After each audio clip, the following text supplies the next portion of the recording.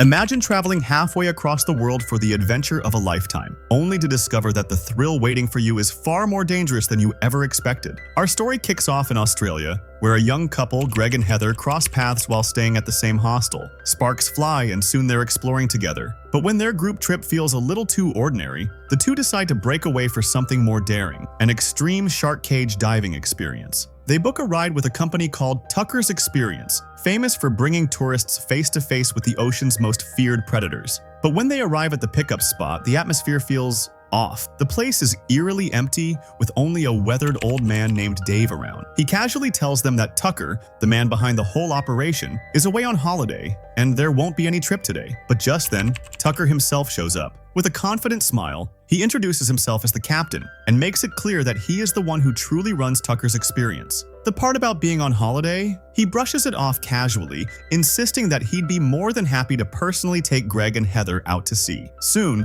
the boat cuts through the rolling waves, leaving the shore far behind. As the ocean stretches endlessly around them, Tucker begins to share his backstory. In a calm but chilling tone, he reveals that as a child, he survived a vicious shark attack, an encounter that left deep, permanent scars carved across his body. To prove it, he pulls out an old, faded newspaper clipping that detailed the terrifying incident. Ever since that day, Tucker admits, he has been strangely obsessed with sharks. Heather listens closely, a mix of curiosity and unease flickering across her face. She says she can only imagine how difficult this job must be for him. If it had been her, she adds quietly, she would never have stepped foot in the ocean again. But Tucker shakes his head and insists it wasn't the shark's fault at all. It was simply nature, doing what nature does. Then, without warning, he pours blood into the water, drawing in dozens of sharks around the boat. It's time for the dive. Heather and Greg are placed inside a strong steel cage, slowly lowered into the water. All around them, sharks swim past, brushing close to the bars. At first, Heather panics,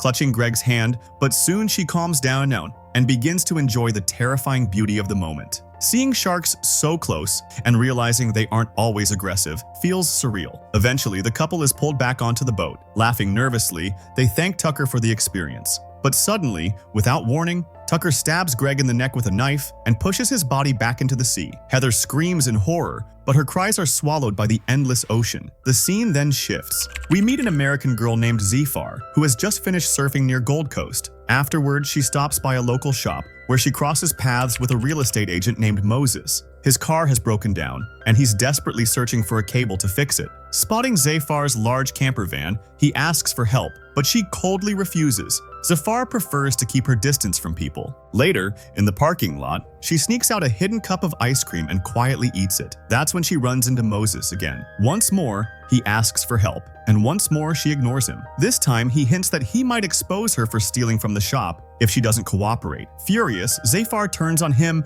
but Moses quickly softens his tone. He explains that he had to walk for blocks under the scorching sun and only needs a ride back to his car. After some hesitation, Zafar agrees. During the ride, they start talking, discovering they share a love for surfing. The ice begins to melt between them. Later that night, Zafar's van is parked outside Moses' house, and inside, the two become intimate. Without realizing, Moses tosses out a small surfboard fin from her van, something that would later prove important. Soon, Moses becomes serious about the relationship. He tells Zafar that their meeting wasn't just chance. It was fate, and they should be together. But Zafar isn't someone who stays in one place for long. She doesn't even step inside his house, while Moses, smitten, cooks pancakes for her, waiting with hope. By the time Moses brings out the pancakes, Zafar is already gone. Her sudden disappearance leaves him heartbroken. Meanwhile, Zafar drives off to a beach for some surfing. After parking her van, she realizes she needs to fix the fin on her surfboard, but the fin is missing. Of course, she doesn't know that Moses accidentally threw it out the night before. Looking around,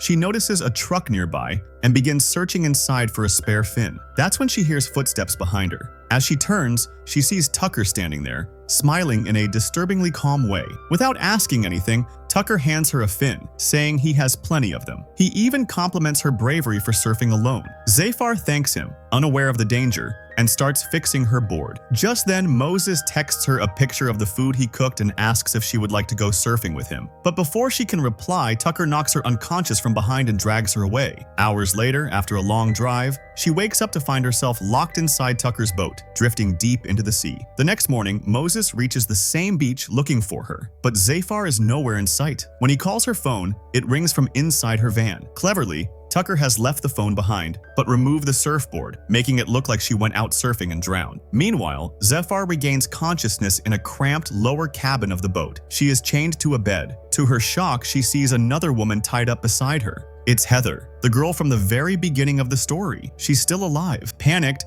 Zephyr starts screaming for help, but Heather calmly tells her there's no use. The ocean swallows every sound. Heather explains that she has been trapped here for a long time and has tried everything to escape. On the wall, Zephyr notices a girl's name carved into the wood. The chilling realization hits her. Another victim had once been imprisoned here, and before giving up hope, she had etched her name as a final mark. Up on deck, Tucker sits casually, fishing as though nothing unusual is happening. Back below, Zephyr asks Heather if anyone will come looking for her. Heather says she was with a boy once, but she stops short, hinting at what probably happened to him. From her words alone, Zephyr understands his fate. Heather asks the same question in return, but Zephyr gives a faint, bittersweet smile and says, "Nobody will miss me." What she doesn't know is that Moses is still desperately thinking about her. When Moses later sees Zephyr's van being towed from the beach, his suspicion grows. That van is her home. She would never leave it behind. Convinced something terrible has happened, he goes straight to the police.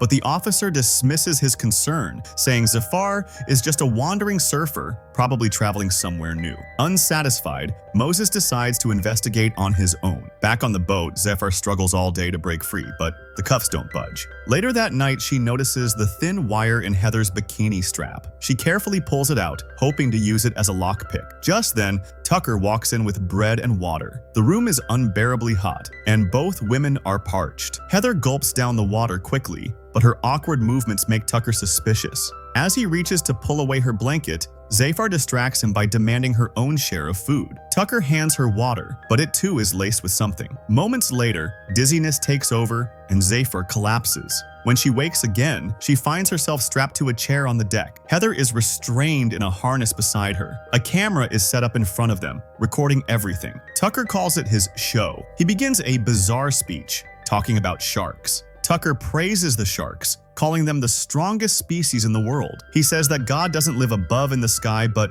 below in the water, because that's where everything began, and that's where everything will ultimately end. After this, he cuts a lock of Hyder's hair and keeps it as a trophy. Then he pours blood into the sea, instantly attracting a frenzy of sharks. Without hesitation, he throws Hyder into the water. Her panicked struggle, mixed with the blood, drives the sharks into a feeding frenzy, and they tear her apart. Tucker records the entire horrifying scene on his camera. Jafar, witnessing all of this with her own eyes, is frozen in terror. Shaking uncontrollably, she carves her own name and Hyder's name onto the wall. That's when she realizes something chilling. The wall doesn't just have one or two names, but dozens of them, all belonging to girls who were once trapped here. Later, Tucker had painted over the names to hide the truth. It becomes clear that he isn't just a psychopath. He's a serial killer who has murdered countless tourist girls. The proof lies in his hidden collection of videotapes, each paired with a lock of the victim's hair. Hyder's tape is now added to the collection, and Jafar knows the next one will be hers. The next morning,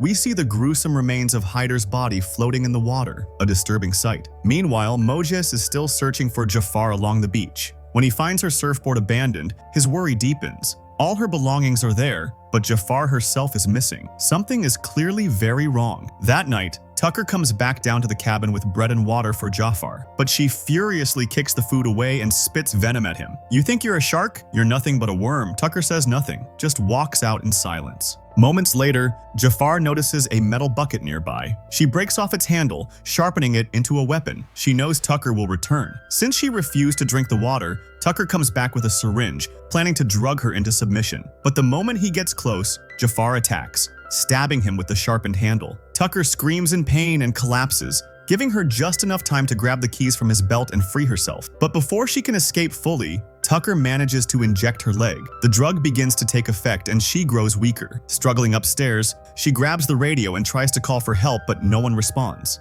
Then, in the distance, she spots another boat. Desperate, she screams for help, but it's useless. The people on the boat are partying, and her voice doesn't carry. Tucker catches up to her. Jafar snatches his camera, and when he demands it back, she hurls it into the ocean in rage. In the process, she herself falls overboard. For a moment, she tries swimming toward the distant boat, but the drug overwhelms her, and she loses consciousness. Tucker drags her back aboard and locks her below deck again. Now, without a camera, he decides not to kill her just yet. Instead, he plans to buy a new one before making his next tape. He sails back toward the shore, leaving Jafar trapped once more. Meanwhile, the police finally start looking into Jafar's disappearance. But Moses refuses to sit still. He checks the CCTV footage from the beach parking lot and spots Tucker's truck following Jafar's van. The truck carries a logo, Tucker's Experience. Digging further, Moses tracks down the address and finds his way to the boat. Climbing aboard, he hears Jafar's desperate screams from below. He breaks in, freeing her. Jafar is stunned and relieved to see him, asking him to grab something from above to cut her chains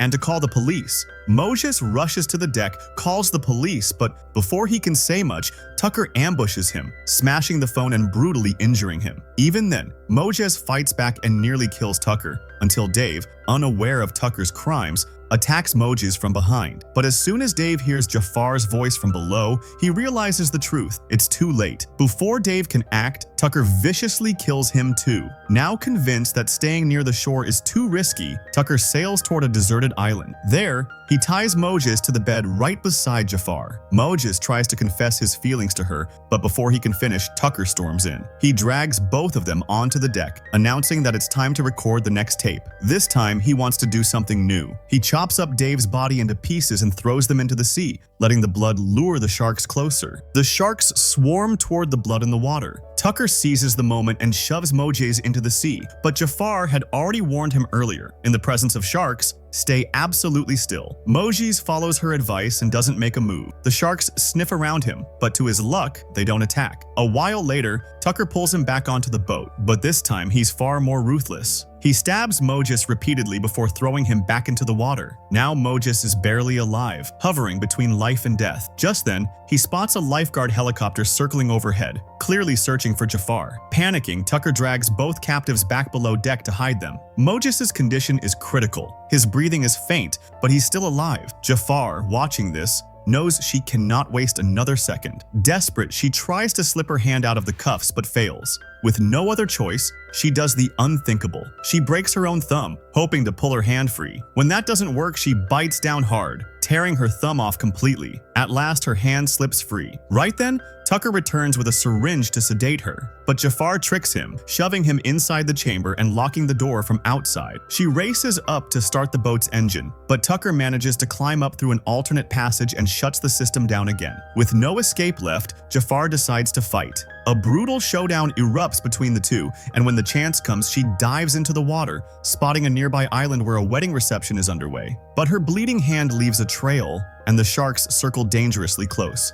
Worse, Tucker chases after her in a small boat. Though she almost reaches safety, Tucker captures her once again, knocks her unconscious, and drags her back. This time, he's convinced. The real threat isn't Moses, it's Jafar, so he switches roles. Moses is tied to the chair, while Jafar is hung from a harness. As Tucker prepares to record his next twisted show, suddenly, a massive great white shark appears. The sight shocks Tucker. The other sharks scatter instantly, intimidated. Staring at it, he recalls his childhood when this same shark attacked him. Yet, in his mind, it was still his god. Without hesitation, he lowers Jafar into the water, but Jafar hasn't lost consciousness. As Tucker reaches for a harpoon to provoke the shark, it slips from his grip and falls near her. Jafar seizes it, cuts herself free, and plunges deeper into the water. Face to face, she meets the great white. It approaches but doesn't attack. For a moment, predator and survivor recognize each other. This gives Jafar renewed courage. She climbs back onto the boat, where another ferocious battle with Tucker begins.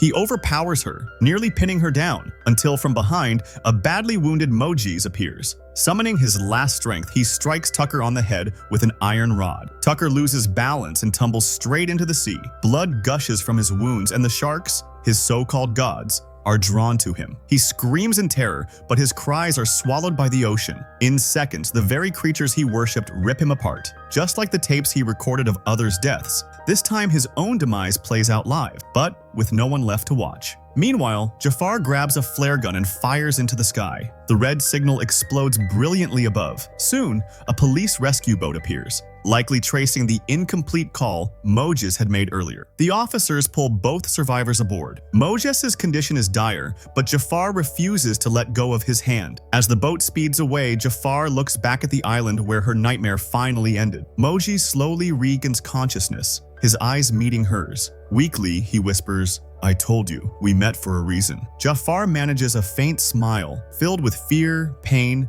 but above all, the spirit of survival. Hand in hand, they leave the horrors of the ocean behind, sailing toward the horizon. What a terrifying journey, right? From sharks circling in the deep to Tucker's shocking end, this story had everything. Now I want to hear from you. Drop a yes in the comments if you made it till the end. Since this is our very first video, let's aim for 200 likes. Hit that like button right now. It means the world and helps me bring you even more insane stories. And of course, don't forget to subscribe and turn on the bell icon, because trust me, this is just the beginning, and the next breakdown will blow your mind.